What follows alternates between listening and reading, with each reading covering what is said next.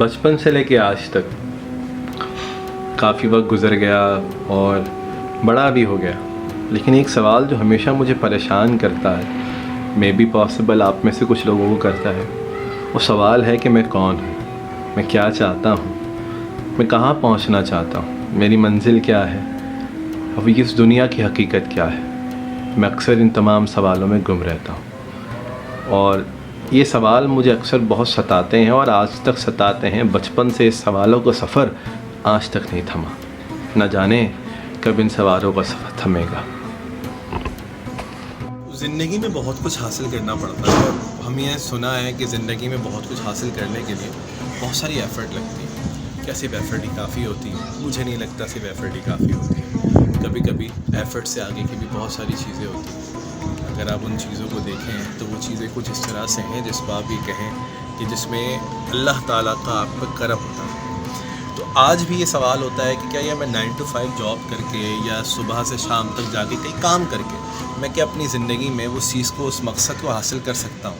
तो इसका जवाब आज तक मेरे पास नहीं है। मैं नहीं जान पाता कि यार इंसान किस तरह से आगे बढ़े। अगर बात रही पैसा ही, अगर इन चीज़ों में कामयाबी का राज है, तो मैंने देखा कि पैसा कभी कभी काफ़ी नहीं पड़ता।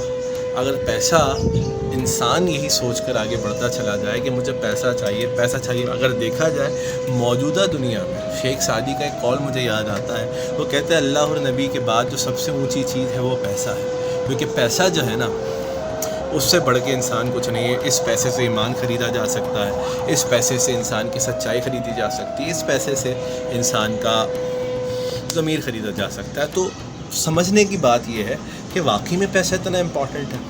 कभी कभी ज़िंदगी के हालात जो है आपको ये बात महसूस करने पर मजबूर कर देते हैं, लेकिन हकीकत ये नहीं है। और आज भी ये सवाल का जवाब की तलाश में मैं बुरी तरह से परेशान रहता हूँ। तो फिर मैंने ये सोचा, सेल्फ़ डिस्कवरी के लिए आपको सबसे पहले ये देखना है कि आपके अंदर क्या है। आपको अंदर से निकालना है आपके अंदर है क्या।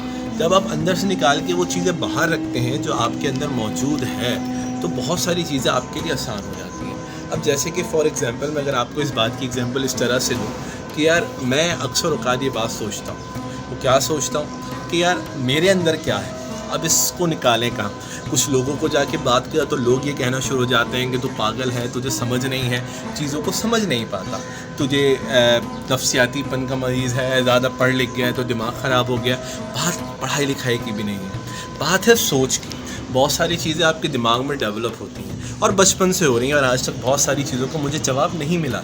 मैं जवाब जानना चाहता हूँ। तो मैंने सोचा तो क्या, अब हो ज़रूरी तो नहीं है ना कि मेरे करीब वाले मेरी बातें सुनना पसंद करें, आप लोग भी तो सुनना पसंद कर सकते हैं। So started my YouTube channel. मैंने अपना यूट्यूब चैनल स्टार्ट किया।